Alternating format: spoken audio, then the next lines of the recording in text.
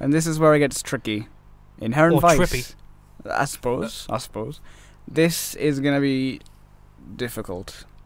Joe, do you want to... What happens in Inherent Vice? Okay. Smoking. Paul Thomas Anderson's new film, first book adaptation he's ever done, and it stars a lot of stars. It's Joaquin Phoenix. We'll start off just literally the beginning.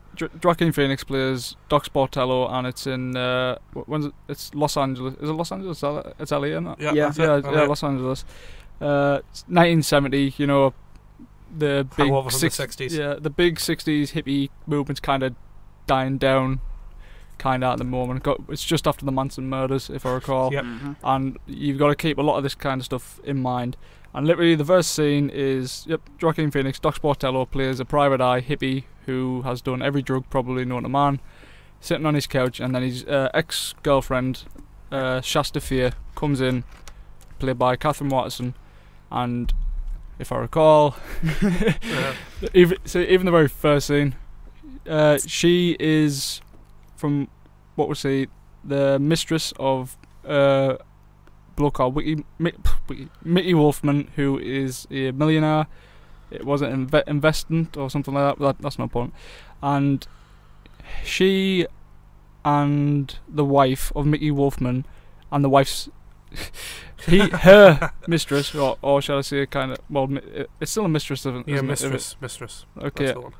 And they kind of have an agreement to get Mickey Wolfman put in an asylum, if I recall. Yep. Mm-hmm. Looney bin, as they Looney describe. bin. Yeah, the loony bin, and get all of his money. And that's basically, literally it. All I can remember from the very first scene, because after that, Doc says he'll help her out, and it just goes from scene to scene, to this, to that, this to that, and the plot is just, like, everywhere. Yeah.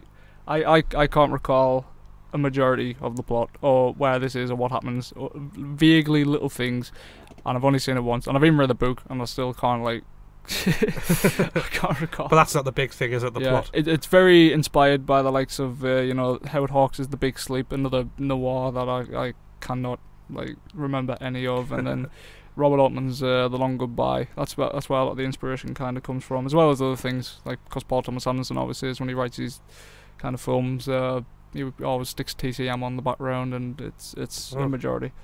So he does that a lot he did that a lot for The Master as well. Yeah. Anything else? Because that's basically the plot. I mean, well, along the way we get loads of different exchanges with different characters. You get lots of different cases piled on top of him at the same time.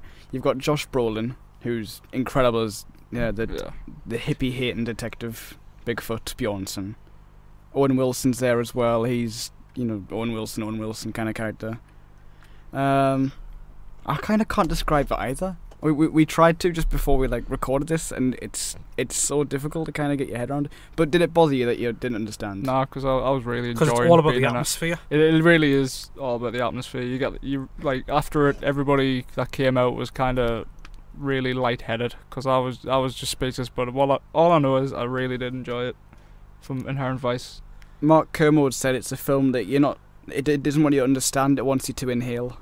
Which is kind of perfect. It really is. Even in, from the very first scene when Doc says, what is it, you don't have to think about it, that comes after, or something like that. And even when thinking about it, I'm kind of just like a blur. Yeah. It's going to take many rewatches till I actually get what's going on. Did you feel like you enjoyed this as much as the book?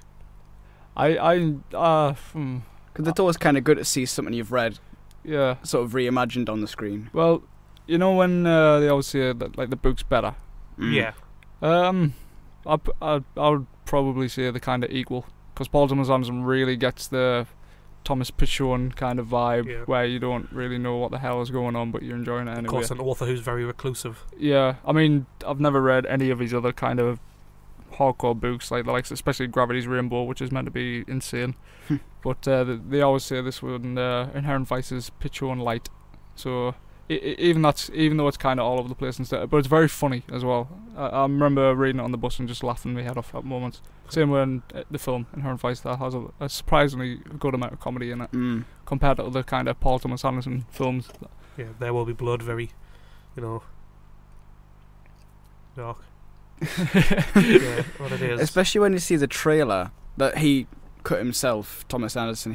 It was a very sort of comedic and light trailer, so it's quite surprising. Well, you know, because the film is like 2.5 hours long. See, I thought I was being dumb that I didn't get it. I kind of restored faith in myself that What it do you mean wasn't you just. didn't get it? Oh, As in, like, No, you know, it's so hard Oh, to like the follow. whole I plot, thought alright, like, the plot, alright. is there a point where I've kind of nodded off and I've gone, oh Christ, where am I? yeah. I thought it was just me, but I'm kind of glad that it wasn't just me. Yeah, But I did really like it. I'm vaguely. I think it would take too long to try and piece together everything, because I vaguely recall moments and points, but it is one of them that if you do miss one little thing, then it's all just going to go up, fall down. But even then, you just kind of go with it, because you like Doc. You're not he's stoned. such a likable character. You're not stoned out your mind, but you just kind of, okay. You'd smoke with him. I'll go here. I'll go here. Maybe this might lead somewhere. Maybe not. Who cares? So Thomas Anderson's also said it's a bit like a Cheech and Chong film. Yeah, Yeah. I can definitely get that vibe from it. He's also said, and this is probably why, among other reasons, why it needs a rewatch. I mean, we still don't get it yet. It'll take a few times, I think. There's also a lot of visual gags as well that he said he drew from the sort of Abraham Zucker kind of films like Airplane, Police Squad, those kind of things in the background that you don't really see until you watch it a few more times. Like things like those films, you get like something different every time. You always find something new each time. That's what I'm kind of looking forward to watching this again, just to get more out of it and hopefully understand it. But I mean, you liked the characters, didn't you? You understood what the characters were about. Well, yeah. You understood the atmosphere, and that's all that matters, really. I mean, like Martin Short was a strange one. That was when like that part of the film is bonkers and like bananas, and it I don't know. It's hard. It really is hard to kind of describe in somehow. It's just. I thought it was really funny. Oh yeah, I mean, you know, the Josh Brolin just plays unhinged people so well. You know, I mean, that he's just really unhinged. Just Unhinged in a good way, like a very strange way as well. Kind of like repressed but dying to just go. Especially, I think that's that kind of scene at the end. Do you know when like Doc's sitting down and he just goes. He goes from being like this straight up police detective at the beginning, all the way down to eating Doc's leftovers from his marijuana. You know, it's just such a fall from grace. It's so funny as well. It's like, what's happening? He kicks down the door and then just takes his leftovers and walks out. And Doc starts crying. It's like, it's just so random. Well, you can kind of draw a lot of meaning from it, I guess, but it's just like, what? I mean, it's just full of star talent who all put in great performances, and the atmosphere was just fantastic. It was shot really well. I mean, didn't you say that they dirtied the footage? Like, it was on purpose? Apparently, I read that it's footage from like he had stored back from Magnolia that he did that he didn't use. So it's kind of been that's dedication. Like, it's probably been in some warehouse and just getting all dirty, busky and warmed up. Some of the scenes they actually did kind of like dirty a little bit, like sort of rubbed it a bit to sort of treat it a bit different. Just all, so all much 35 as well, and it was you could tell it was beautiful. Yeah. So much love put into the atmosphere. You could not help but be dragged into the time, the place, and what's going on. Because even if you didn't follow the plot too much, you still had the tone right and everything. Also a fantastic soundtrack by Johnny Greenwood. Great. He's done it again. Phenomenal. Good partnership. Up there with Fincher and Reznor, I think that's sometimes even better. Yeah. I don't know how much more there is to say about Inherent Vice, but it's just it's something I need to watch it again. Yeah. I was hyped at the minute I saw the trailer, and it paid off so well. I mean, we all felt lightheaded when we came out because they just drag you in so much.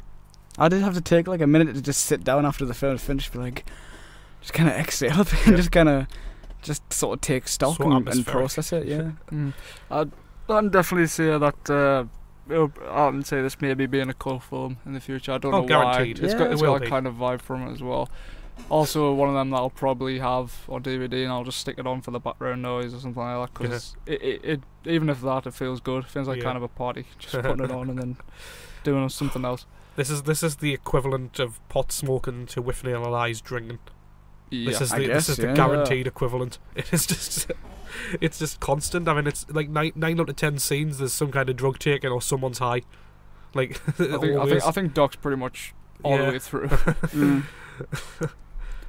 Like they're in this halfway through. They're in this Golden Fang society, like this massive sort of corporation that's holding loads of secrets, and then they're just having cocaine on the desk. He's just like trying to sit on the desk really serious, trying to look threatening, and then he just takes all the coke. It's fascinating as well. Like, of all the characters, everybody's really just a bad person. Weird, yeah. But then you get Doc. Obviously, like it says in the trailer, he's not a do-gooder, but he's done good. And you just want him to do well. Yeah, and he's actually one of the nicest characters out of it. And even the stuff he does, he like, especially with the Owen Wilson character and Jenna Malone, that's very. And his costume is just so. the whole Neil Young thing as well. Yeah, a lot of comparisons with Thomas Anderson's sort of same kind of trilogy as Neil Young sort of went through. Mm-hmm. And even Phoenix looks a bit like Neil Young, so it's the comparison is clear. They play Neil Young on the and like they do play Neil Young. The same with him and Shasta on the beach. So it's a very influenced film, and he's a very knowledgeable person when it comes to film, Thomas Anderson, and it shows. And even if the plot was a bit loose cannon, the dialogue was just perfect and on point. I mean, if there wasn't a laugh, there was just a what. It was there's just varied reactions throughout, and they're all good. They're all good reactions. Well, God bless. Yeah. Good. God bless. Scores. I'm gonna give it a 8 out of 10. This is a U rating, by the way. This is a U rating. A U rating? Yeah, it's a U rating. Yeah. Take your kids. No, it's actually a 50. Yeah. It's a 50. D for dunk. D for dunk. Half a radical. Ryan? 8, yeah. I was going to go good. 8 as well. Yeah. I thoroughly enjoyed it. I really loved being in the atmosphere of it. Really did. Until I see it again and maybe get some form of get some sandals cohesion out of it. Then we'll see. But yeah, really enjoyed it. I've just got images of stoners just watching this in like 40 years by the beach and just be like, whoa. It has made me want to read the novel. I do quite fancy reading the novel. I'll lend it to you if you want. Nice. The author was in it himself, wasn't he? Oh, this is the thing, because nobody's ever seen what nobody really knows what he looks like now, so he could have walked on set and nobody would have batted an eyelid. Yeah, but Josh Brolin says he is in the film. Wow. And Anderson's not saying a word. So it's interesting. If you want to look for him, then do. Good luck. He'll be like wearing a Mr. Potato Head or something. Just trying to make it really obvious, but you still can't see it. If you've seen Inherent Vice and you understood it or not, and you want some kind of clarification, we'll try and help. I mean, just leave a 420 on our Facebook wall, or Did they even have 420 back in those days? Or I don't know. I think it was the 70s thing. Every day was 420 in the 60s, and this was only 1970s. That's another thing. You get a lot of the paranoia as well. Especially, did anybody laugh at the scene when when Khan starts playing after Shasta drives away and Doc's looking around all paranoid? Yeah. That was very funny. Obviously, you get it with the police as well. When he knocks on gun drawn. It's like because the Manson murders. Did he hit you? Oh man. I don't know. Great by Josh Brolin, great by Phoenix, great by everybody. Absolutely, and Waterston as well. She's kind of breaking into America now after. She English? Yeah, she's British. Yeah. Mm-hmm. Got a scene with Joaquin Phoenix that'll make Tarantino sweat. Oh god, yeah, yeah. Which scene's this? The the scene. The scene. The scene that's towards the end. Just one shot. Oh yeah. I was kind of taken away by that scene as well. Just one long take and then shot, the way it ends and. No, it did that. It did that a lot. Obviously, Anderson's more, which is very surprising. Obviously, he's kind of known for his long takes, but this was more static long take rather than with slight move forward, which is very good.